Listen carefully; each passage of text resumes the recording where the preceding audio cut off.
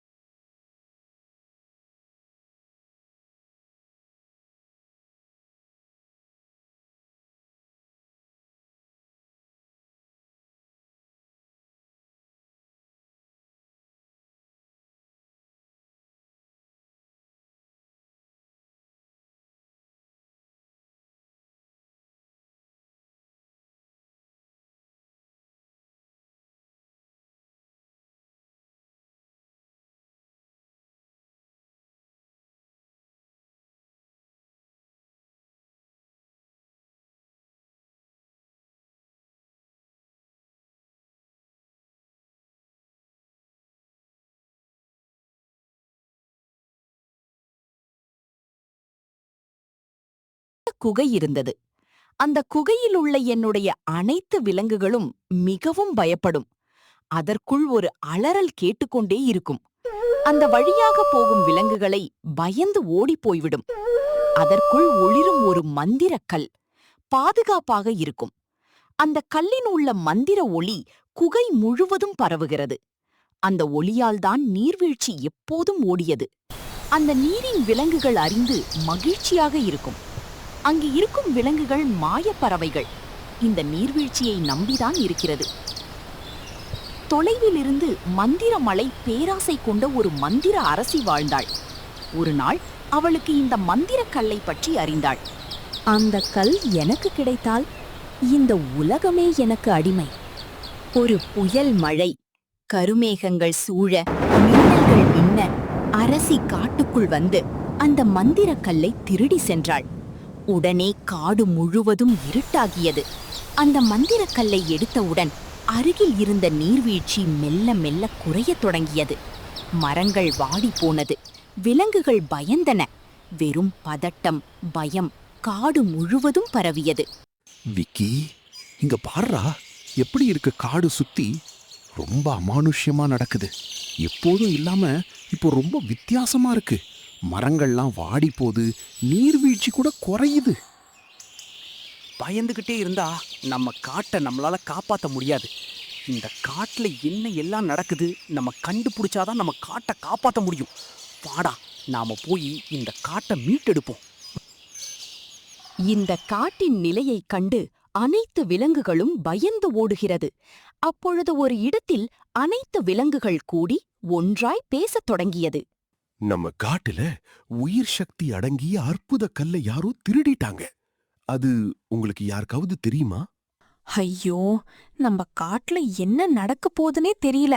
எனக்கு ரொம்ப பயமா இருக்கு. ஆமா, நம்ம உடனே இந்த காட்டை மீட்டெடுக்கணும். அப்பதான் நம்ம நல்லபடியா வாழ முடியும். நம்ம காட்டை மீண்டும் பழைய மாதிரி மாற்ற நாம நினைக்கணும். உங்களுக்கு ஒன்று தெரியுமா? இந்த காட்டில் நான் சின்ன வயசுல இருந்து நான் வாழ்ந்துட்டு வந்திருக்கேன். என்னுடைய 2 தலைமுறைகள் இங்க தான் வாழ்ந்தாங்க. அவங்களுக்காக நாம் போராடணும். காட்டை மீட்டெடுப்போம். நான் ஒரு நாள் அந்த மந்திர மலையில் பக்கத்துல ஒரு இரையை நான் வேட்டையாட போனேன். அப்பதான் ஒரு விஷயத்த கேட்டேன். அந்த மந்திர மலையில மந்திர அரசி தான் இதை திருடி இருக்க வேண்டும் அப்படின்னு அங்க இருக்கவங்க சொன்னாங்க. யார் அந்த மந்திர அரிசி? யாரா இருந்தாலும் அங்க போய் அபூர்வ கல்ல நம்ம எடுத்தியே வந்தே ஆகணும். இல்லைன்னா நம்ம காட்டை ஒன்னும் இல்லாதாக்கிடுவாங்க. டினு, நீ சொல்வது போல அவனை தோற்கடித்தான். அந்த அபூர்வ கல்லை எடுத்து வருவது அவ்வளவு சுலபம் இல்லை. ஆமா, அவங்க சொல்ற மந்திர மலைய ஆகாயத்துல பறந்து கொண்டிருக்கிறது. அங்க போய் நம்மளால எடுத்துட்டு வர முடியாது. அது ரொம்ப கஷ்டம். அப்போ இதுக்கு என்னதான் வழி? என்னதான் பண்ண முடியும்? விக்கி, என் கூட வா. இந்த சிறிய கல் உனக்கு வானத்தில் பறக்கும் சக்தி அது கொடுக்கும். அதை பயன்படுத்தி இந்த காட்டை காப்பாத்து. வாவ் விக்கி, நீ பறக்க ஆரம்பிச்சிட்டியா? எனக்கு ரொம்ப சந்தோஷமா இருக்கு. அப்படியே என்ன தூக்கிட்டு போடா. விக்கி தின்னுவை முதுகில் ஏற்றிக்கொண்டு பயணத்தை தொடங்கினார். அப்பொழுது எதிர்பார்க்காத பல தடைகள் வந்தன. அப்பொழுது திடீரென்று புயல் நிறைந்த மனங்கள் அங்கு எங்க பார்த்தாலும் காற்று சூழ்ந்தபடி இருக்கிறது. இன்னொரு இடத்தில் இருள் சூழ்ந்த காடுகள் பயத்தை ஏற்படும்படி இருந்தது. அவர்கள் அதையும் தாண்டி பல சோதனைகளை தாண்டின. ஐயோ விக்கி, இது என்னடா பயங்கரமா இருக்கு. என்னுடைய வாழ் தானாவே சுத்துது, நானும் சுத்துவோம் போல. நான் கீழே விழுந்து விடுவேன் போல இருக்கு. டினு, பயப்படாதடா. உன் நண்பனா நான் இருக்கேன். நம்ம 2 பேரும் சேர்ந்தா எதையும் சமாளிக்கலாம். இறுதியில் அவர்கள் 2 பேரும் பல தடைகளை தாண்டி அந்த மந்திர அரசியின் கோட்டைக்கு சென்று அடைந்தார்கள். அந்த கோட்டையில் முன்பக்கமாக 2 கேட்டுகள் ரொம்ப பிரம்மாண்டமாக, மிகவும் அழகாக, கண்கவரும் விதமாக அந்த கோட்டை இருந்தது. அப்பொழுது அந்த அரசி இவர்கள் இருவரும் வருவதை அறிந்து மந்திர அரசி கேள்வி கேட்கிறார். டேய், நீ யாருடா? நீ எப்படி என் கோட்டைக்கு வந்தீங்க? உங்களுக்கு அனுமதி கிடையாது. நீங்க போகலனா உயிரோட போக மாட்டீங்க.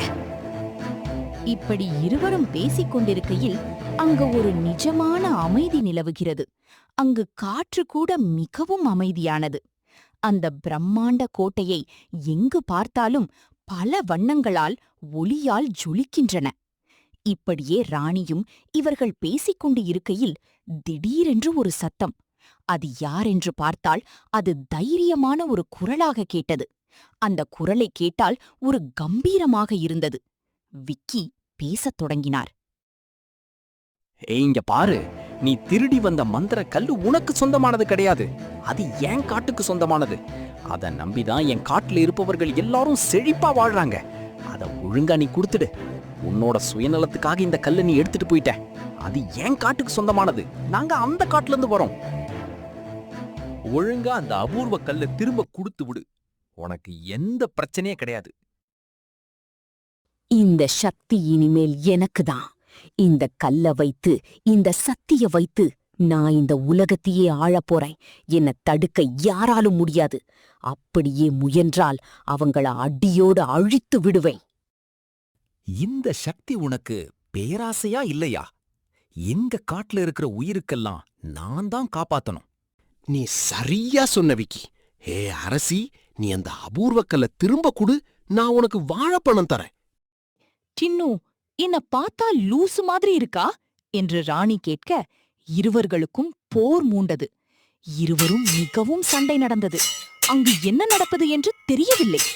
அங்கு எங்கு பார்த்தாலும் ஒரே பனிமூட்டமாக இருக்கிறது. ஒளியும் இருளும் மோதி என இறுதியில் விக்கியில் தூய்மையான இதயமும் துணிவும் வென்றது. அவன் மந்திரங்களை மீட்டு எடுத்தான். அவர்களுக்கு மிகவும் மகிழ்ச்சியாக உள்ளது. ராணி தோல்வியைக் கண்டு மிகவும் அவமானப்பட்டாள். ராணி நினைத்தாள், என்னுடைய கனவுகளை போய்விட்டது. டேய், உங்களை நான் சும்மா விடமாட்டேன் என்று அவள் சொன்னாள். உடனே அங்கிருந்து கோட்டையிலிருந்து கீழே இறங்கி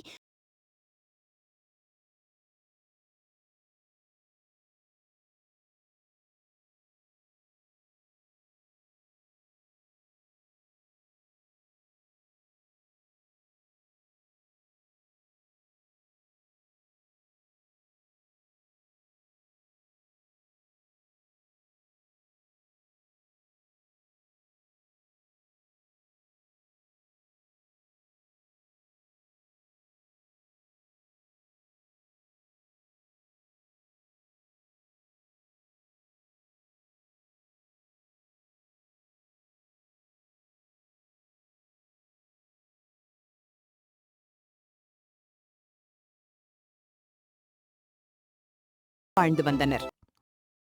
இந்த கதையிலிருந்து நம்ம என்ன கத்துக்க போறோம்னா, துணிவும் நல்ல இதயமும் இருந்தால் எந்த பிரச்சனையாக இருந்தாலும் பெரிய ஆபத்தையும் வெல்ல முடியும் என்று இந்த கதையில் கருத்து.